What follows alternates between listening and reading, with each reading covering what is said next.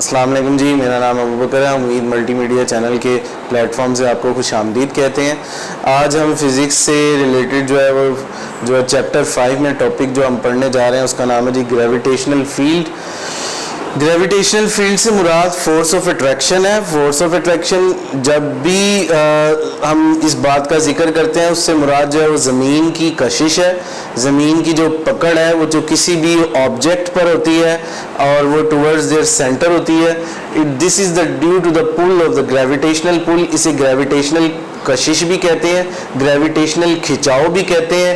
Acting on a body, जो किसी भी जिस्म पर लगता है, इसका इफेक्ट कायनात में पाए जाने वाले हर जिस्म पर है, ख्वाह वो जानदार हो, ख्वाह वो जो है वो बेजान हो, हर बॉडी पर जो है वो इसका इफेक्ट है।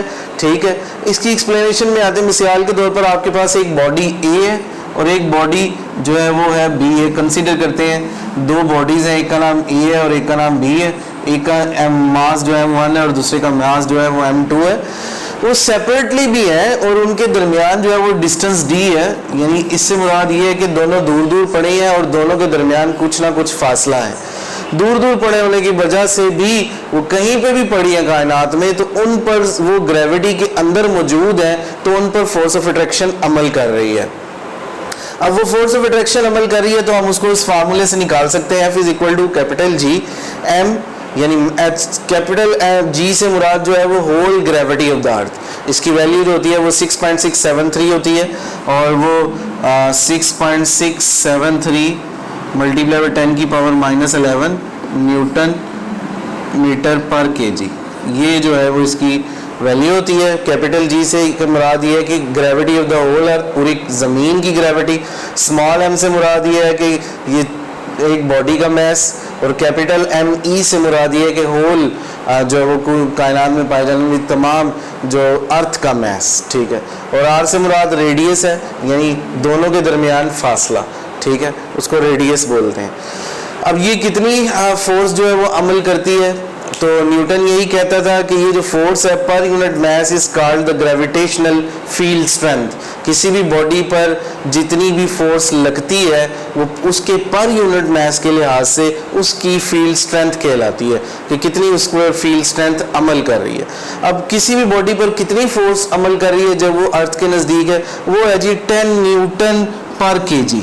10 न्यूटन पर केजी किसी भी ऑब्जेक्ट पर लगने वाली ग्रेविटेशनल पुल है और ज़मीन की तरफ से होने वाली फोर्स ऑफ अट्रैक्शन है। जी अगला जो हमारा टॉपिक है जी वो है जी मैस ऑफ अर्थ। अब मैस ऑफ अर्थ जो है, मिसाल एग्जांपल लेते हैं जी। कंसीडर करते हैं आपके पास एक बॉडी है जो ज़मीन में, होल अर्थ में कहीं पे भी प्लेस है। मैं कहता हूँ यहाँ पर एक बॉडी पड़ी हुई है। जब भी बॉडी पड़ी होती है ज़मीन के ऊपर तो उसका जो वेट होता है downwards towards the centre of the earth, ज़मीन की तरफ होता है, because the earth gravity is attracting the body. जो ज़मीन की ग्रेविटी है वो उस बॉडी को खींच रही है। अब कहता है consider the body a mass m is placed anywhere on the earth. ज़मीन पर कहीं पे भी वो जिस्म पड़ा हुआ है उसका मैस m है। लेट करते हैं उसका जो मैस है वो me है। कहता है फ़र्ज़ किया कि उसका मैस जो है वो me है और उसका जो रेडियस है वो कैपिटल R से ज़ाहिर करता है। ठीक है, अब ये रेडियस से क्या मुराद आगे बताता है। कहता है ये वो वाला फासला है, the distance of the body from the centre of the अर्थ, यानी ज़मीन के सेंटर से लेकर और बॉडी तक का जो फासला है, ज़मीन के मरकज़ से लेकर और जिस्म जहाँ पर भी पड़ा हुआ है वहाँ तक के जो फासला है उसे कैपिटल R से ज़ाहिर करता है। अब उसी तरह से ये लॉ ऑफ ग्रेविटेशन का हम सहारा लेते हैं। जैसे हमने ग्रेविटेशनल फील्ड में पढ़ा कि फार्मूला हमारे पास होता है F is equal to G ME over R square. Capital G से मुराद gravity of the whole earth है, स्मॉल m से मुराद उस ऑब्जेक्ट का मैस है जो हमारे पास कहीं पे भी ज़मीन में पड़ा हुआ है। ME से मुराद, कैपिटल ME से मुराद आपकी पूरी कायनात का मैस है, इसी को हम फाइंड आउट करने जा रहे हैं। और R कैपिटल R स्क्वायर से मुराद ये है कि वो वाला फासला है जो इसकी भी हमने बात की कि ज़मीन के मरकज़ से और उस ऑब्जेक्ट जो भी ज़मीन में कहीं पे भी पड़ा हुआ है उसके सेंटर, ज़मीन के सेंटर से उस तक का जो फासला होगा उसको हम कैपिटल R से जाहिर करेंगे।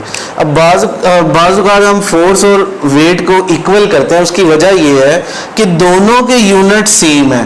फोर्स का यूनिट भी सेम है बाज़ और वेट का यूनिट भी न्यूटन, दोनों एक जगह इस्तेमाल होते हैं। दैट्स वाई इनको इक्वल किया जा सकता है। अब फोर्स अगर वेट के बराबर है तो वेट बराबर होता है mg के तो लॉ ऑफ ग्रेविटेशनल के फार्मूले के अंदर हम थोड़ी सी तरमीम करेंगे, तो इस फोर्स की जगह हम mg लगा देंगे। ये स्मॉल m, दोनों तरफ स्मॉल m एक दूसरे से कट जाएगा, तो आपके पास वैल्यू बचेगी g is equal to capital G me over capital R square. अब यहां से हमने me निकालना है। जब हम me निकालने की बात करेंगे तो ये R के नीचे डिवाइड हो रहा है, इक्वल के इस तरफ आकर G से मल्टीप्लाई हो जाएगा, और ये कैपिटल G इधर मल्टीप्लाई हो रहा है, इक्वल के इस तरफ आकर G से डिवाइड हो जाएगा। ऐसे ही हुआ, G और R स्क्वायर आपस में मल्टीप्लाई हो गए और कैपिटल G डिवाइड हो गया। अब बारी है me निकालने की और इनके अंदर वैल्यूज पुट करने की। हमेशा अगर किसी भी ऑब्जेक्ट की ग्रेविटी की बात करेंगे तो वो हमेशा 10 मीटर पर सेकंड स्क्वायर होती है। वो हमने उस कैपिटल स्मॉल g के अंदर पुट कर दी। उसके बाद जो है वो कैपिटल R यानी रेडियस का फासला, ज़मीन के सेंटर से लेकर उस ऑब्जेक्ट तक का जो फासला है उसको कैपिटल R से जाहिर करते हैं, radius of the whole earth भी कहते हैं इसे। उसकी वैल्यू जो होती है वो आपके पास 6.4 मल्टीप्लाई बाई 10 मीटर 10 की पावर 6 मीटर होती है। क्योंकि इस पूरे ऑब्जेक्ट का R स्क्वायर है, इसलिए इस पूरी वैल्यू का जो आप स्क्वायर ले लेंगे। उसके बाद जो है वो अभी अगली बारी आपकी कैपिटल G की, तो उसकी वैल्यू आप लगाएं 6.673 मल्टीप्लाई बाई 10 की पावर -11 न्यूटन मीटर स्क्वायर और पर केजी स्क्वायर। इन दोनों को मल्टीप्लाई और डिवाइड करेंगे तो आपके पास जो मास ऑफ अर्थ आएगा वो 6 अप्रॉक्सीमेटली तकरीबन जो आपने मास निकाला है वो 6.0 मल्टीप्लाई बाई 10 की पावर 24 केजी बनेगा।